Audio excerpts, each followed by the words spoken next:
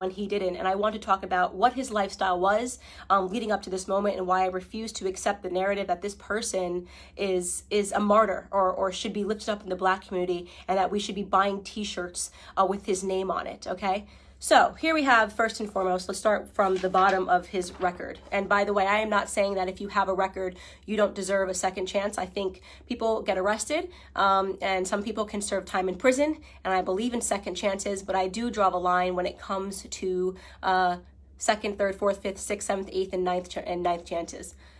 1998, he spent 10 months in prison for theft with a firearm. That was the first prison stint that I could find on him. In 2002, he spent 8 months in prison for a cocaine offense. In 2004, just 2 years later, he spent another 10 months in prison for a cocaine offense. In 2005, he spent another 10 months in prison for having less than 1 gram of cocaine on him again. In 2007, and this was the biggest instant that I had that made me realize this was a horrible human being that I am not going to pretend was a good person. In 2005, a woman who was pregnant received a knock at the door, and she went to the door, and the person pretended to be someone that worked for the water department. So she opened her door and quickly realized that the person at her door did not work for the water department, and attempted to slam it. At the moment that she was attempting to slam it, a Ford pulled up, and another 5 men jumped out of the car, and one of which was George Floyd, came up to the door, and they forced their way inside to her home, inside of her home. Mind you, this woman is pregnant. At that point, George Floyd took out a gun and pressed it to her stomach.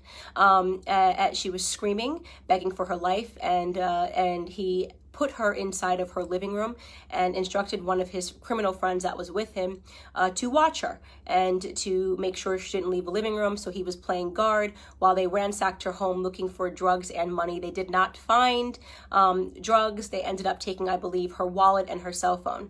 Fortunately for her, her neighbor observed what was going on and caught the license plate of the people as they pulled off and called 911. And when 911 was able to, they were able to track down the car of which George Floyd was the driver, and they arrested him. And 2 years later, he was sentenced to 5 years in prison for that instance. Now, you can say the media is portraying it like he was just getting his life together after, being released in 2014 following that incident. He was just getting his life together and moved and was going to start afresh. I'd like to believe all of those things, and there's a gap, and he never got in trouble for 5 years until this incident when the police were called on him again.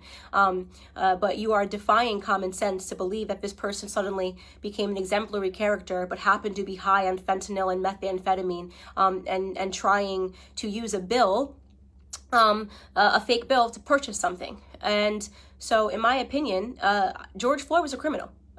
He was a criminal, and just because he was a criminal doesn't mean he deserved to die at the knee of a police officer.